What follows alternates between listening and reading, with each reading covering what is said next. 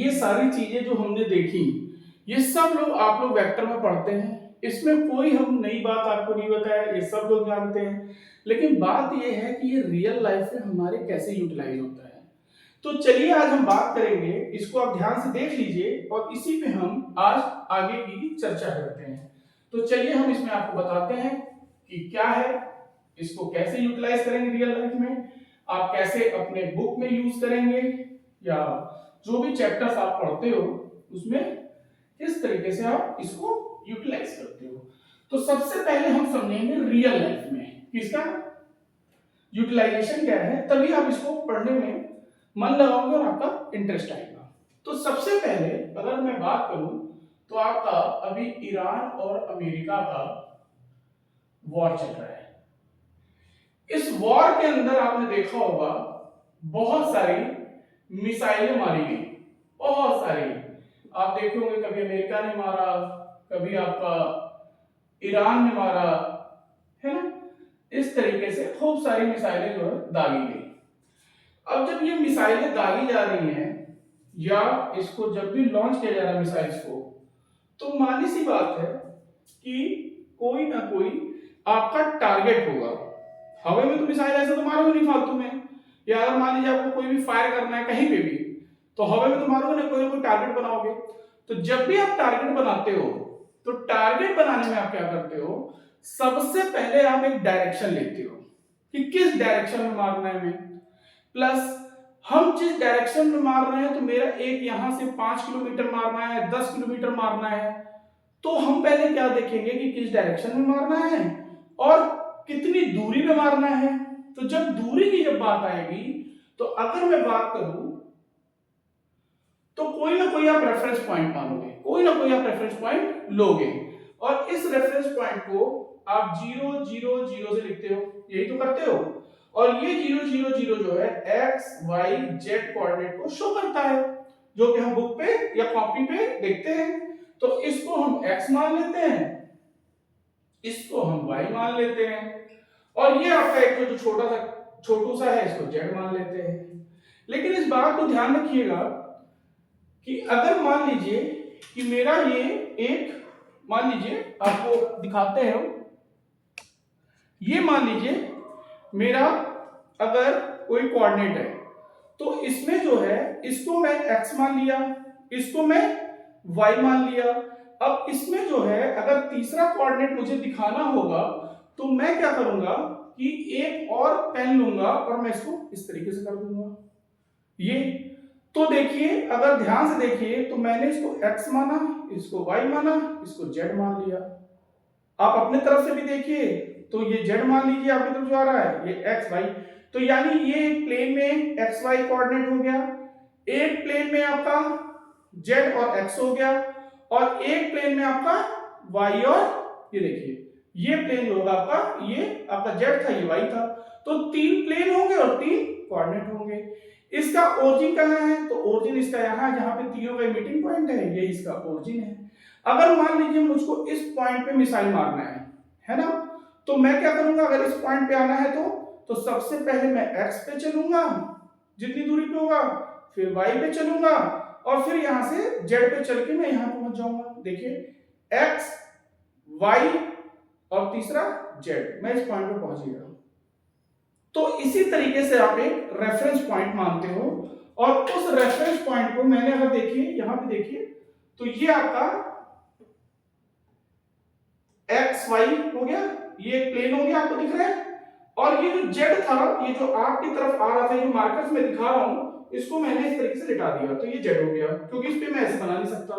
तो एक प्लेन मेरा ये हो गया, इसको हम एक्स वाई प्लेन मानेंगे। ठीक, अच्छा। अब अगर मैं बात करूं कि भाई देखो ये एक मिसाइल आ रही थी, इसने मान लीजिए यहां पे ईरान है और यहां पे अमेरिका है, ये अमेरिका वाली मिसाइल है और ये ईरान वाली मिसाइल है।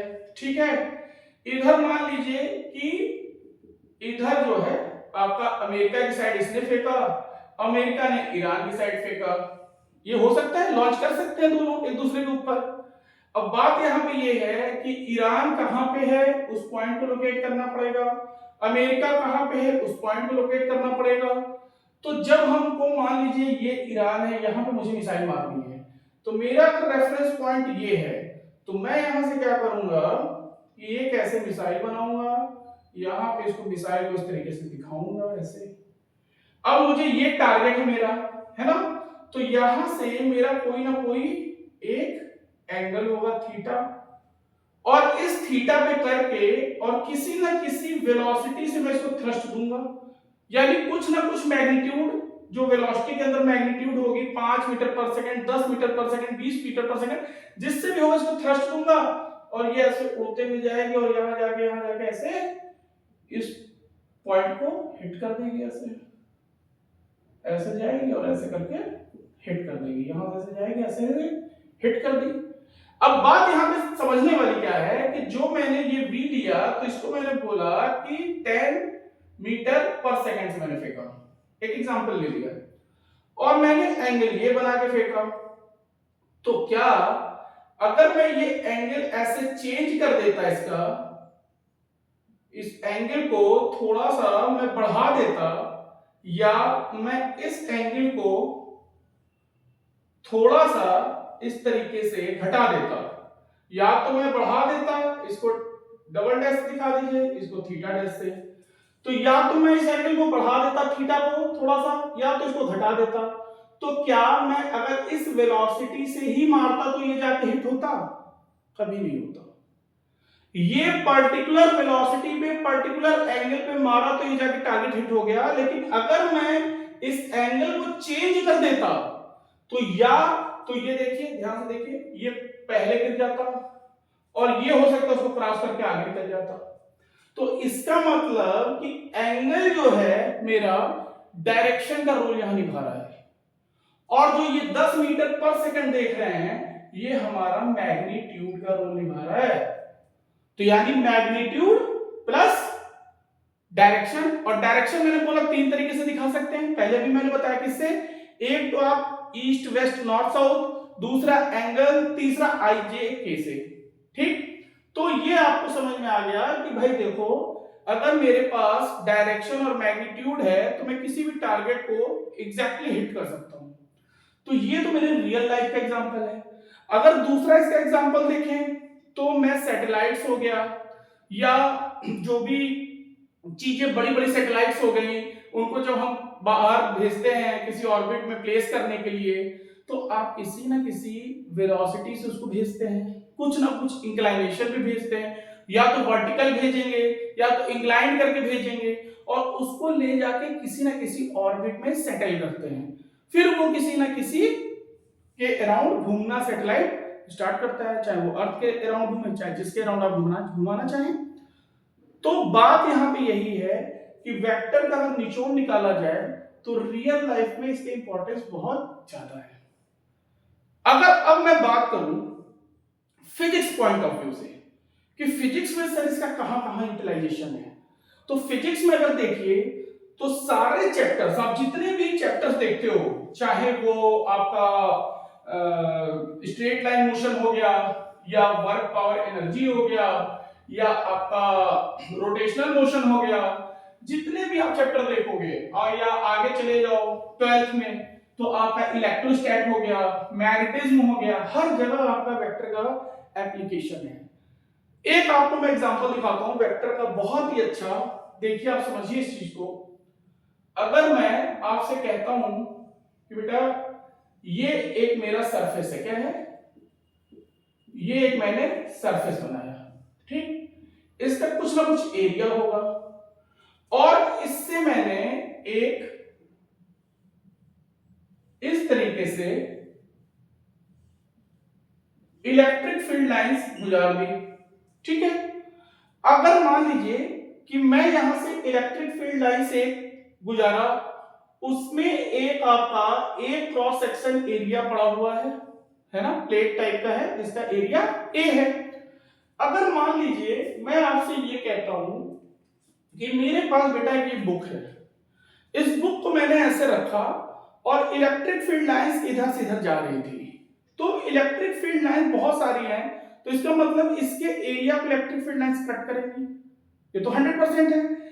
अब मैं आपसे ये कह रहा हूं कि इसको मैंने थोड़ा सा ऐसे टिल्ट कर दिया, फिर थोड़ा और टिल्ट कर दिया, और इलेक्ट्रिक फील्ड लाइंस इसी रास्ते में है, ऐसे ही जा रही हैं इस तरीके से, और टिल्ट करते करते मैंने ऐसे कर दिया। तो यानी ये इलेक्ट्रिक फील्ड लाइंस के अलोंग ही अलाइंड हो जाएगा। इसका मतलब यही हुआ भाई, ऐसे था इलेक्ट्रिक फील्ड लाइंस कट कर रही थी, जब इसको मैंने ऐसे कर दिया तो इलेक्ट्रिक फील्ड लाइंस के ये लाइन में ये हो गया, उसी लाइन में अलाइंड हो गया। तो इसका मतलब इलेक्ट्रिक फील्ड लाइंस उसको कट नहीं करेंगी। अब बात में यहाँ पे ट्विस्ट क्या है वो हमको समझना है कि इलेक्ट्रिक फील्ड लाइंस, जैसे कि आप एक गॉस थ्योरम का नाम सुने होंगे और उसको आप इस तरीके से लिखते हैं, vector E dot vector A equal to phi equal to Q include upon epsilon naught. यही आप 12th में गॉस थ्योरम के नाम से पढ़ते हैं, ठीक है। अब बात यहां पे ये है कि अभी देखिए मैंने आपको वेक्टर चैप्टर में नहीं पढ़ा रहा हूं, मैं वेक्टर का एप्लीकेशन बता रहा हूं आपको, वो क्यों जरूरी है फिजिक्स में वो समझिए। अगर मैं आपसे कहूं कि E डॉट वेक्टर ए है, तो आपको पता है डॉट प्रोडक्ट क्या होता है, E A cos theta equal to Q enclose by epsilon naught, और इधर क्या लिखोगे, फाई ऐसे लिखोगे। तो यानी जब ये तीर हटा तो यहां पे डॉट प्रोडक्ट cos थीटा आ गया, ठीक। अब बात यहां पे ट्विस्ट ये है कि अगर मैं यहां पे देखूं तो ये इलेक्ट्रिक फील्ड लाइंस और ये एरिया, ये दोनों एक दूसरे के ऐसे परपेंडिकुलर हैं, एरिया और ये। अब ध्यान से समझिए, अगर मैं कहूं इलेक्ट्रिक फील्ड लाइंस और ये एरिया एक दूसरे के परपेंडिकुलर हैं, तो ये कितना हो जाएगा, cos 90, और cos 90 की वैल्यू क्या होती है, 0। तो इसका मतलब ये 0 हो गया। तो यानी फ्लक्स क्या है, फ्लक्स ये गुच्छा है, ये इलेक्ट्रिक फील्ड लाइंस जो जा रही हैं, ये गुच्छा, इसको कितना गुच्छा इसको काट रहा है इस एरिया को, ये बहुत सारी लाइंस जा रही है, ये पूरा गुच्छा कितना इसको काट रहा है, वही आपका फ्लक्स है, गुच्छा यानी इलेक्ट्रिक फील्ड लाइंस गुच्छा। अब बात तो यहाँ पे ये है कि यार ये तो हमारा 0 आ गया, और बात यहाँ पे ये है कि अगर ये ऐसे रहेगा तो मैक्सिमम लाइंस काटेंगी, लेकिन रिजल्ट तो 0 आ रहा है, तो कुछ तो गड़बड़ है। गड़बड़ी समझते हैं क्या है यहाँ पे।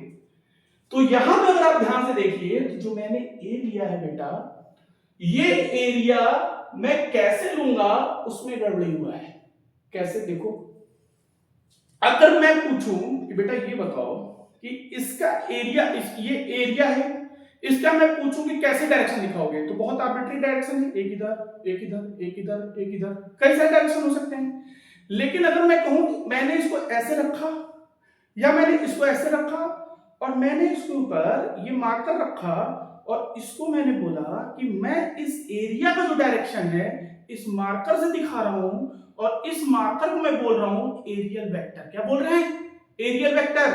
तो इसका मतलब इस एरिया का ये जो परपेंडिकुलर लाइन है ये इसका डायरेक्शन दिखा रहा है। तो यहां पे ट्विस्ट ये है कि जो एरियल वेक्टर होता है वो हमेशा एरिया के परपेंडिकुलर होता है, और जो हमने यहां पे लिया है ये एरिया नहीं लिया है, मैंने ये एरियल वेक्टर लिया है। और अगर इसको ऐसे रखोगे तो एरियल वेक्टर ऐसे आएगा। तो अब ध्यान से देखिए, अगर मैं कहता हूं इसका एरियल वेक्टर मैंने इधर की साइड लिया और इसको यूनिट वेक्टर से दिखा दिया, यानी इसकी वैल्यू 1, ठीक है। तो मैंने अगर एरियल वेक्टर इधर की साइड लिया, ठीक है, तो इसका मतलब क्या हुआ कि इसको मैं लिख दिया vector A into unit vector A, और यूनिट वेक्टर की वैल्यू होती है 1। तो इस वेक्टर में यूनिट वेक्टर को मल्टीप्लाई करेंगे तो वैल्यू आएगी क्या, इसकी जो भी वैल्यू रहेगी उसमें 1 की मल्टीप्लाई करो, कोई फर्क नहीं पड़ेगा। तो इसका मतलब कि जो मैंने ये लिया था वो ये वाला लाइन है, ना कि ये एरिया है। और अब यहां पे अलग से मैं बना के दिखा रहा हूं, ये ई है और ये वेक्टर ए है। अब इनका दोनों का अगर हम डॉट प्रोडक्ट करते हैं तो ई ए कॉस थीटा, अब ये दोनों आपस में क्या हो गए, पैरेलल। और पैरेलल हुए तो दोनों के बीच का एंगल 0 डिग्री। और जैसे ही ये 0 डिग्री होगा तो यहाँ पे क्या हो जाएगा, EA cos 0 equal to Q enclosed upon epsilon naught. और cos 0 की वैल्यू बेटा 1, तो इसका मतलब E और cos 0 की value into 1 equal to Q enclosed epsilon naught 5। तो यानी मैक्सिमम, इसकी वैल्यू क्या आ गई, मैक्सिमम। यानी अगर ये इस तरीके से हैं तो मैक्सिमम इलेक्ट्रिक फील्ड लाइंस इसको काट रही है, यानी गुच्छा मैक्सिमम इससे पास हो रहा है। लेकिन ये जैसे जैसे ऐसे लेटेगी तो आप ध्यान दीजिए कि अगर इसका परपेंडिकुलर गुच्छा हम लेते हैं तो इस तरीके से आएगा। देखिए ये इसका परपेंडिकुलर आएगा ये, और इन दोनों के बीच का एंगल देख लीजिए, ये बन रहा है, कहां बन रहा है एंगल, ये एंगल बन रहा है। देखिए इन दोनों के बीच का अगर मैं एंगल दिखाऊं तो ये बन रहा है एंगल ये। तो इसका मतलब कि इसको मैं थोड़ा सा लेटा दूंगा तो क्या होगा, ये एरिया, ये टोटल एरिया था पहले, ये एरिया धीरे धीरे धीरे धीरे क्या होता जाएगा, ये एरिया देता जाएगा, यानी ये पूरा एरिया धीरे धीरे कम होता जा रहा है जैसे जैसे टिल्ट हो रहा है। क्यों, क्योंकि हम एरिया हमेशा परपेंडिकुलर लेते हैं। अब बात को समझिए, अगला ट्विस्ट क्या है इसमें, अब इसको समझिए। अब मैंने क्या किया, ये हमने लिया था, ये परपेंडिकुलर था, इसी में मैं बना रहा हूं, ध्यान से देखिएगा तो समझ में आएगा। ये लेट गया और ये हो गया ऐसे। तो इसका मतलब कि मैंने इसको उठा के ऐसे लिटाया तो वेक्टर किधर जाएगा, ऊपर। और ये हो गया आपका ए, और यूनिट वेक्टर के साथ लगा के दिखा दिया मैंने ये। अब देखिए, अब ई ऐसे जा रहा है और ए मेरा ऐसे हो गया, तो दोनों के बीच का एंगल 90 डिग्री, और यहां पे क्या रखोगे 90 डिग्री, और cos 90 की वैल्यू 0। तो इसका मतलब कि एरियल वेक्टर तो ऊपर है लेकिन एरिया मेरा ऐसे लेटा हुआ है। समझ में आई बात? तो इसका मतलब कि ये देखिए यहां पे वेक्टर का पुरजोर, आप पुरजोर तरीके से देखिए तो यहां पे वेक्टर का एप्लीकेशन हुआ है। आप यहां डॉट प्रोडक्ट यूज किए, आपने यहां पे चीजों को समझा कि भाई एरियल वेक्टर जो है हमेशा क्या करते हैं, एरिया के परपेंडिकुलर लेते हैं। क्यों, क्योंकि अगर एरिया के एलोंग लेंगे तो बहुत सारी लाइंस खींच सकते हैं, तो आपको डायरेक्शन एग्जैक्ट मिलेगा नहीं। तो इसीलिए एरियल वेक्टर हमेशा एरिया के परपेंडिकुलर। अब बात यहां पे ये है कि गॉस ने एक बात तो ये कही, ये बात मैंने बता दिया कि वेक्टर का एप्लीकेशन था। दूसरा अगर हम देखते हैं तो ये Q enclosed bye epsilon not है यहां पे, ये किस बला का नाम है। तो अगर आप ध्यान से देखिए तो इसको भी मैं छोटा सा आपको यहां बता दे रहा हूं। ये मान लीजिए मेरे पास एक बॉक्स है, ठीक, इसके मिडिल में बीच में मैंने एक चार्ज रखा और उसको बोला Q। अगर मैं देखूं तो यहां से इलेक्ट्रिक फील्ड लाइंस इस तरीके से निकलेंगी। मेरी बात समझ में आ रही है आपको, इस तरीके से। तो इसका मतलब कि यहां पे इलेक्ट्रिक फील्ड लाइंस जो है बाहर की साइड आउटवर्ड निकल रही है, और बीच में क्यूब या क्यूबॉइड के बीच में एक चार्ज रखा है। तो यहां पे क्या होगा कि इलेक्ट्रिक फील्ड लाइन इस पूरे सरफेस को काट रही है। देखिए एक, दूसरा सरफेस, तीसरा सरफेस, 3 सरफेस तो आपको सामने से दिख रहा है, और एक वाले ऊपर वाले सरफेस के नीचे एक नीचे सरफेस होगा, 2 वाले के पीछे एक सरफेस होगा, 3 वाले के पीछे सरफेस होगा। यानी 6 सरफेस को ये क्या कर रही है, काट रही है। और जब ये काटती है तो यही आपका Q इनक्लोज्ड बीच में है, इसको बोलते हैं चारों तरफ से Q इनक्लोज, इसी को बोलते हैं।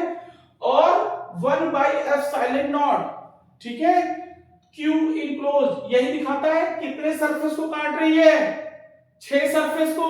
तो यहां पे आप 6 लिख देंगे। तो ये गॉस थ्योरम ने 2 चीजें बताई हैं। गॉस थ्योरम ने दो चीजें बताई हैं कि अगर कोई इनक्लोज सरफेस एरिया के अंदर कोई चार्ज पड़ा हुआ है तो जितने अपने ये इस तरीके से सरफेस को काटेगा उसका उतना बटा करके एप्सिलॉन नॉट लिख देंगे, और ये परमिटिविटी ऑफ फ्री स्पेस कहा जाता है। समझ में आ रही बात? तो देखिए यहां पे मैं वेक्टर चैप्टर आपको नहीं पढ़ा रहा था, मैं वेक्टर का एप्लीकेशन बता रहा था कि फिजिक्स में किस तरीके से वेक्टर का एप्लीकेशन है, रियल लाइफ में कैसे वो भी बताया। अब मैं नेक्स्ट लेक्चर में आपसे बात करूंगा कि अब आप जब वेक्टर पढ़ेंगे तो अब आपको वेक्टर पढ़ने में मजा आएगा। क्यों? क्योंकि अब आपको इसका एप्लीकेशन पता लग गया है कि इसका एप्लीकेशन किस तरीके से हम करते हैं। तो चलिए आपसे हम मिलते हैं नेक्स्ट लेक्चर में, तब तक के लिए नमस्कार।